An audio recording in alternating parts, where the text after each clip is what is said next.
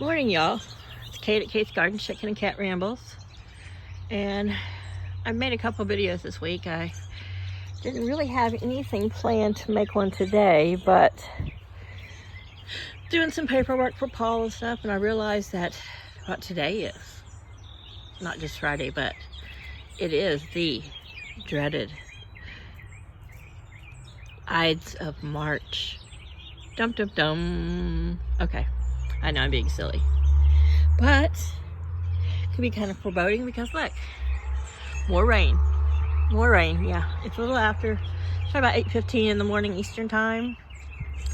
I'm here in the United States. If you're not, I live in Delaware, a little town about 5 miles from the coast, and we're just looking at chickens.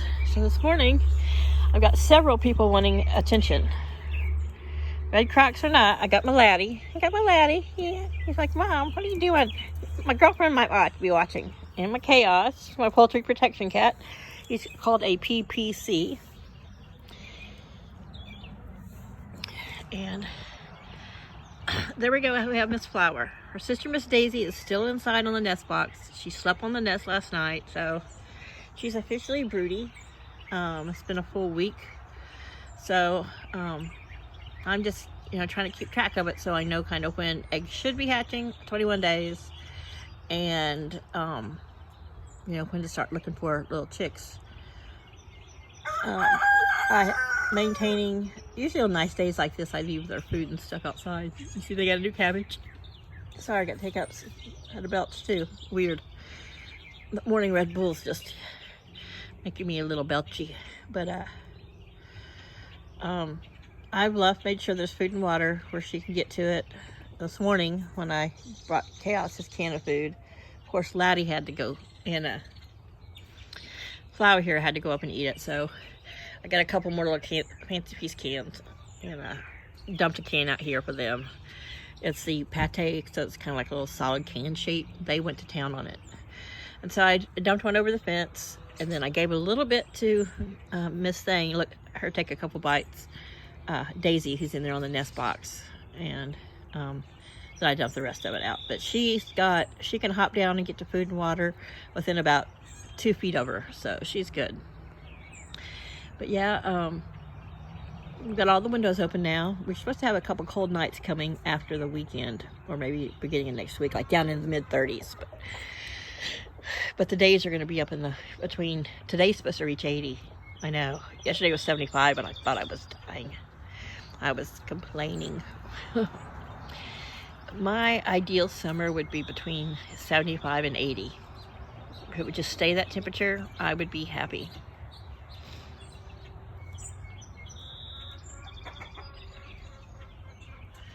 So where she's pecking around is probably a little bitty remnants of cat food. There's a lot of people who mix a really good, high quality dry food with their layer feed, and give it to their chickens, especially in the winter, to make sure they're getting plenty of protein when there's not stuff to forage, and they're not finding bugs and worms as much. But there's two schools of thought. Some are also don't give them an excessive amount of cat food, which I don't. But every now and then, when I'm feeding the cats, I'll dump a spoonful over and watch them all. One spoonful goes a long way when you think about the size of their beaks. But everyone's up and hanging out. This little gray and white kitty is back. It's over there by the food barrel. That's the little kitty I think I've mentioned before. When my two youngest were born in the shed over here on the other side of me, one day I heard this kitten crying, but I could tell it wasn't in the shed. And this little one right here was standing. It was very tiny and standing outside in front of the shed, meowing. I think it heard the other kittens. It had a mama next door. I think it was just lost. So I scooped it up and took it next door. And it is the one, I think the only one of those feral cats that the neighbors say that they can actually, kind of pet and love on. They named it a little bit, but of course they never got her fixed. She's had kittens. I think a couple of the kittens feral kittens I've been feeding are hers. So the sad plant there in the middle was some tulips that Paul had in the hospital. They're still in their pot. As they died off, I just squished them down in that dirt. Don't peck at me, mister. So anyhow, I'm not going to be doing much out here today. I didn't mow because the mower battery needs charged, and we got this little charger, but it's weird. And we can set it up under the seat and you can set it there, but wasn't quite sure the best way to hook it up. And I don't know, when it comes, I watched the battery explode once in my dad's face, so I just, you know, I don't like to mess with batteries. But, I mean, I've jumped many a car in my day and installed many a battery, but I don't know. I need to go find where that little, I think the pack, I think the charger's probably about the size of my hand, maybe a little bigger. And I know I took it off before the winter. Paul had it on there, and I mowed, my last time I mowed, and I moved the charger, and now I'm gotta figure out where I moved it to. I'm pretty sure I know, but a lot's happened since then. I find myself feeling brain scrambled. So I got a bunch of letters today from Humana Military, Paul's insurance, because he has the traditional TRICARE. And so I got several letters of referral for the cardiologist, a neurologist. I don't know why the neurologist, except for the fact that they might probably just want to look into the reason of, like, Paul favoring his right side, have that little bit of a limp. Even that he has all dexterity, all motion, all feeling, everything in that left arm. Like I said yesterday's video, I catch him like kind of holding it to his side or kind of up under his pectoral muscles. And I think that is just has to do with brain communication. I don't think there's no weakness there. Physical therapy has already signed off on him. There's no weakness there. There's no lack of mobility or dexterity. It is just, and he has a tiny bit of a face droop that if you didn't know him, you wouldn't notice it. But I think that's just part of it. Oh, there he is, walking tall. Don't walk up the steps yet because I'm not moving, I'm filming. Say hi to everybody. Say hi, and I'm doing fine. Look, he didn't even listen. He didn't listen any better than the cats.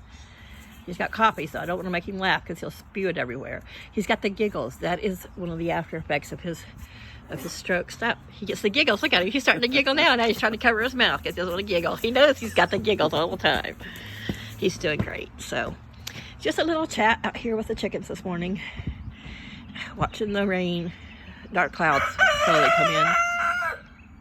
Here's that little gray kitten that Paul. Remember the little kitten that thought that Bella and the kittens were hers that got lost? This is her, the one they called Little Bit. And she's had kittens. I think those were the youngest kittens over there were hers. She needs to be fixed, but look at her. I dumped a little can of Fancy Feast out here for the chickens because they were scarfing on Laddie's food, and she's coming to check the remnants. Vicky says that they've been going through a 40-pound bag of dry food for the feral cats a month. Wow. They got so many feral cats. That's, to me, that, you know, none of them look skinny, but they do. Yes, that's why I'm working on trying to get them caught, get them used to me. So anyway, I'm gonna get off here and go make sure he takes his meds and checks his blood sugar, all that kind of stuff, and then we'll just call it a Friday. But yes, it's the Laddie, good boy. He said it's the Ides of March.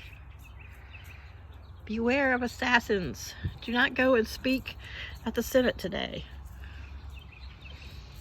Yeah. Yes, I've talked with him. He knows that it is just a line from a fictional play by Shakespeare. Yeah, he didn't even know who Julius Caesar is. Laddie, unfortunately, is like anybody else who's young and born in the last 20 years that, you know, the only thing they know about Caesars is it makes a great salad. And that there's anchovies in the dressing, maybe. Even if modern youth and young people even know what's in Caesar dressing. But anyway, I digress. So me and my part-time boy toy here, who, you know, she likes that pretty platinum blonde there. But you still love your mama, don't you? You still love your mama. You still love your mama. Ouch! Don't peck at me. She's like, well, don't tickle my chest. There we go. There you go. There you go. Good boy. Good boy. Yeah. It was like somebody threw up some cat food in a piece of grass. Probably the cat. What you doing? Yeah, look at Mom's wrist. Yeah, there was a cat fight chase that went on, and they went across Mama's arm. Your coma's looking so much better after his fight. Look at it.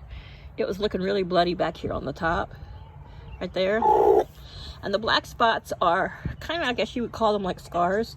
You'll see them on roosters who have gotten maybe frostbite or, you know, been in a fight and damaged. It's just kind of the, their combs don't really do like human tissue where they don't start, their body doesn't start making a plethora of granulated tissue, you know, to try to heal itself. It just kind of, that little spot just kind of dies off. But you're no longer pink. You're no longer pink.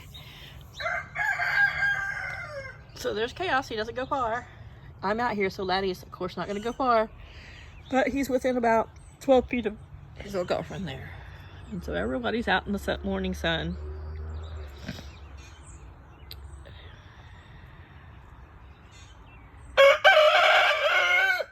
That was my ear. Thank you very much, mister. Why'd you just peck my booty? And his pecks, you feel them and they're uncomfortable because he's so strong, but not because he really pecks you or pokes you, because his little crooked beak. He's kind of hitting you with the bottom beak is more pointed. The bottom half of his beak is the top. But you be still, mister. I'm about enough of this without you moving around. It's time for a trim again. But so his pecking motion is, it used to be more like a pincher motion that he would make with his little crooked beak. But getting some good shots of the beak there, mister. He's like, I'm still handsome. I'm too sexy for my feathers. Too sexy for my feathers. I'm so sexy, yeah. Yes, you are pretty, boy. You are pretty. And all your pretty colors are coming back in. Okay. It's almost like you got kind of a plaid going on back here, huh? It's a good thing we gave you a Celtic name because it looks like you're wearing a kilt. Yeah, you got a little Scottish kilt on. Huh?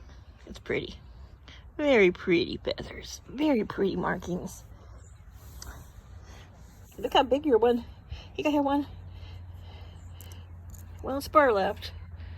Got little pretty pink pieces. He's like, stop tickling between my toes. He's like, Mom, you know that tickles. He is ticklish between his toes. He doesn't mind if I touch his talons or his legs, but if I put my little fingers between his toes there for those little pink spots, ooh, he's like, don't do that, Mom. All right, I'm gonna stop babbling here and hanging out with my chicken out here on the back porch around all the junk. But it's quiet and soothing, and oh look, I'm gonna take a bath right here. I did a little bit. Hi, a little bit. So, yeah, you can see this one post over there leaning on that side of the fence. It was just a small one that was like an extra that I just put out there. It doesn't really hold anything up. And that all that ground back there along the back side of that is so rocky. It's so hard to get anything in there. But maybe this weekend, I think we've pretty much soaked up. There's still spots that, like, if I dig down with my heel, even the heel of my crock in the dirt, I'm going to get to something that's moist. But it has had 2 days of sun to dry up. So I think today's rain is just supposed to be for a few hours this afternoon. So that might be ideal in getting the post in the ground tomorrow, because that little bit of moisture kind of helps push, you know, past some of the rocks. But we'll see. I was hoping Paul would help do a little bit today, but he is going to help with a job with the state police on their sign, one of the people he used to work for. I mean, we're still friends with him, but it was one of his coworkers, their office manager, who drinks a lot, who is looking for a laptop that they use when they go on calls. Well, the laptop is just a tool. There's nothing proprietary. But, you know, they know Paul sleeps. They know he sleeps during the day. They know he's still recovering from a stroke. So yesterday, while he's sleeping, I had just went in the back door and I hear a vehicle pull up in the driveway and honk. I thought, well, maybe it's just a delivery. And then I hear this screaming at the top of the lungs. I'm like, what the heck? So I thought it was maybe in the neighborhood behind me, but then I was thinking, those teenagers in that house, I saw them go to school this morning. So I went and looked out the front door, and it's this woman who's the office manager at the sign company, and she drinks. I could smell alcohol on her breath. She's on her lunch hour, so she must have, I think she keeps a bottle in her desk, but she was looking for that laptop. Well, she had tried to call and text Paul, and he hadn't answered. He was sleeping. They know he sleeps. You know, if you want to talk to him during the day, during the week, you need to get a hold of him on Friday, because he doesn't work tonight, so he'll stay up later today. And she's like, I'm looking for the laptop and Roger signed stuff, blah, blah, blah. He said it was in the truck. Well, whatever tools and stuff he used on the side, he uses his own tools for all the, you know, most of it, because it takes specialty electronics tools and small sizes. But any of the tools that Roger Sign provides, which was very few, and radios or anything like that for the electronic signs, was in the truck that he used. Only thing he had with him was a laptop, because he didn't leave it in the truck overnight. But it's like a 5-year-old laptop. You know, it's like the one that they provided went bad. Of course, they didn't want to buy a new one, so Paul just refurbished an old one he had, because he does builds computers on his side, and he's been using that. Well, it's encrypted, and he's like, I'll order you guys a new one, but I'm not giving you all the codes to that one. That one is just ancient. So she came and got it, but I said, she came to the door and said what she wanted. I said, well, let me go see if I can find it. You know, he's asleep. So I went in the house, went upstairs, yelled at Paul, woke him up, told him what was going on, and that he needed to find it and bring it downstairs. And he came downstairs and he walked out and saw her, and then he walked back in to get, I guess, to get the laptop. And Paul's a man of few words, and she's always, you know, she doesn't like that he's not Mr. Bubbly friendly with her. Well, she's psycho. So he's upstairs getting that, and then I hear this screaming and yelling and cursing inside my house. I'd already gone back to my room. She had walked into the front porch area, into the house, left all the doors open. Here I have all these inside animals. Left the doors open, and I escorted her ass out of the house. And he brought the laptop back out to her, and she went on her way. But her boss, who was a good friend of ours, I sent him an email immediately. I said, you need to call your little viper off. This man is still recovering from a stroke, and he's being woke up from a dead sleep, which he needs to sleep, with stress, and we're not having that. And I said, she's lucky I recognized who she was, because otherwise, some crazy redneck woman walks into my house screaming and yelling, I'll shoot him. I will shoot her. Anyone that, you know, I spend a lot of time alone. I like that. But, you know, Paul sleeps when he's home, and then he's at work. So I spend my days, and especially my nights, in this house alone. I know who can or would be pulling in my driveway, which is really nobody. But in the middle of the day, for someone to bust up in my yard honking and screaming to wake the whole neighborhood, that is not professional. Over a laptop that, they got a ton of laptops. I don't know what their deal is, but it's kind of a bit of a ragtag thing going on with that operation. But anyhow, I digress, just venting. I may even cut that part out, we'll see. But, oh, here comes Laddie and this girl. Yeah, y'all made a big mess of the cat food earlier. He's teaching you bad habits there. So this is Flower. Daisy looks just like her now, except for Daisy has a little bit of a black, she had a little black feather in the middle of her back. Daisy did. That's why we call her Daisy. She looks like a daisy. But since they had their little bit of a molt, hers is gone. So her and Flower now both are solid white. It may come back, and they are just now a year old. So they may actually, these Leghorn crosses, you know, they might, their feathers may change a little bit, but they're pretty much the colors they are. I know, he gets food all over his face. You gotta clean his face. She's like, oh, she's a nag sometimes, but I love her. That's what all men say. That's what all men say, Laddie. They're like, she's a nag, but I love her. She's my nag. Don't you call my wife a nag, but I can call her a nag. Sometimes I feel like a naggy wife, and I'm far from it. I'm sure Paul feels like sometimes he's got to get used to the fact that I'm asking him questions that I didn't usually ask before. I'm enforcing things that were not my place to enforce before, and insisting on things and kind of strong-arming some things with his health. And it's something for him to get used to, because he's been, you know, he's been single and alone all these years and always done everything for himself.